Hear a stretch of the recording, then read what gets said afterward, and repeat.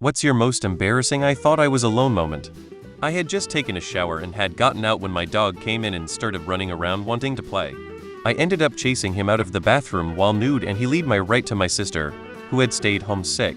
Needless to say, she was curious why I was chasing our dog around while naked, pretending to be a rapper in the hallway at work. Hard to play that one off. I talk to myself when I'm alone. All the time, anywhere I happen to be alone. This includes when I'm working. So one time I'm stocking candy at work, and I just bust out singing, "You light up me life," and I turn around and there's this poor customer looking at me trying not to laugh. I felt myself turn bright red, but I laughed awkwardly and said, "Sorry." He says, "Nah, it's alright. I do it too." I unexpectedly started my period in the middle of a long meeting where I had to get out of my seat multiple times. I know women will get why that's a nightmare. Anyway, after that meeting I ran to the bathroom and I thought it was empty. Once in the stall, I looked down and it was a complete horrific mess, blood everywhere. I sadly said to myself, "Nuu, uterus, we're supposed to be in this together. Why?" Suddenly, I heard a woman say, "Gee, I feel you." I was mad embarrassed. I volunteered at an animal shelter in my early 20s. I was the first one to arrive in the morning because I went there before my classes started besides the office people and clean the dog kennels. When I was done, I would sit with one of the dogs, Bella, that spent most of her life there, and talk to her 3-5 times a week for months. One day I went into her kennel and greeted her, when I heard some from the supply room saying, "Bella wants you to know that you will be fine without that prick and you should know your worth." I was shocked, and in my head I immediately went through a lot of messed up things I told that poor dog, and apparently also the Carl, 70, the cat guy. Oh, I got one. My husband and daughter have been sleeping on the couch for a few months, because my kiddo has nightmares, and that's the current arrangement that works for everyone, as I am a super light sleeper. Our bedroom is at the top of the stairs on the second floor, and the couch is near the bottom of the stairs. For a few weeks I was having some stomach issues and was waking up super gassy. Thankfully I was sleeping alone with the door closed, so I wake up and let it rip to get all the gas out of my system before going downstairs. I came downstairs one morning after really having given it some gusto, and my husband and daughter were convulsing with laughter. I asked what they were laughing at, and my husband said, "I have to ask, do you take your earplugs out before or after you fart your brains out in the morning?" Turns out the door being closed didn't muffle a damn thing. My earplugs gave me a false sense of security. My husband, black, and I white move in with his parents for a few months to help us get back on our feet. I'm very blessed to have amazing in-laws. I thought I was home alone one day and decided to do a charcoal peel-off mask before my shower. So I put it on and opened the bathroom door. My FIL was walking by in the hallway right outside the door and kind of stopped and stared at me. I don't think he knew what I had on my face, and I basically looked like I was in blackface. Neither one of us said anything or mentioned it ever again. My parents hired someone to fix the master bathroom. Not knowing this, I put my headphones in and started practicing my dance routines for school. Some of the moves were really crazy. I finished my first routine and the guy was standing at my door just laughing.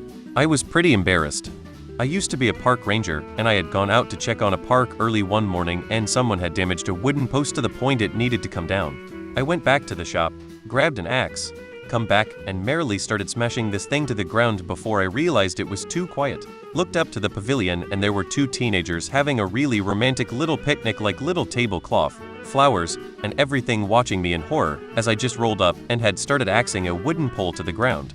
My truck was unmarked and I was just wearing jeans and a t-shirt. I was in the woods on a very desolate trail. I almost never see anyone else there. And I was looking at my options for college admissions on my phone while taking a break at an overlook, loudly talking to myself about niche classes I wanted to take that are only in the master's program, what I wanted to write about for my admissions essay, and suddenly there's another lady on the trail. I jumped and then said hey, and then realized she probably heard me talking to myself. I got into college, though. My boyfriend and I weren't farting in front of each other yet, so after he went upstairs, I was ready to unleash a gas cloud. I bent over to feed the dogs, and this monstrosity was ready. I ripped it. It was so loud and so long, and I feel like maybe I'm not alone. I turn around and my boyfriend is standing directly behind me with a look of absolute shock on his face. I guess he hadn't gone upstairs. Got home, the place was silent. Roommate is out. Nice. It was around 10 p.m. I get going, being noisy, la la la la. Go to the bedroom, turn on the light, could you keep it down please? They were home. I almost had a heart attack. My BFF and I would walk up a local mountain once a year. and on the way we would goof around and sing in our opera singer voices. Not a good day to meet our scary chemistry teacher on the trail. I still can see that single raised eyebrow 50 years later. Singing a whole new world in the shower, both the guy and girl part. I haven't lived it down yet. Singing Bodies by Drowning Pool at work while cleaning. Then I turned around and saw a customer. I swear she must have levitated into the shop, because she didn't make a noise coming in. When I was 8 maybe, I was at Walmart late at night and saw one of those cars that toddlers can drive around the yard on. I tried to squeeze my fat ass into it, but couldn't. A worker who I didn't see up on a ladder yelled out, "You ain't gonna fit, man." I was mortified, walking away embarrassed. I got off of work a little early, so I came home and had a little alone time. I decided to put in my earbuds and go to my Audio Erotica app and have a little me time. I had plans with my best friend later that night, nowhere near the time I was enjoying myself, but she decided to come over early. She has a key and let herself in and sat on the couch in the living room, which my bedroom door is connected to. Well, since I thought I was alone, I was loud. I held nothing back and she heard all of it. We've never talked about it, never acknowledged it. We both know what happened, but we act like it didn't. So, I work in an operating room. It's pretty looked down upon to fart in a surgery. There are exceptions. So it's pretty common for people to take care of business in the hallway. But regardless, you don't flaunt your flatulence. One day, it was a late-ish hour.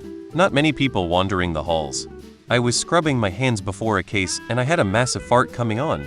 To say I let it go is an understatement.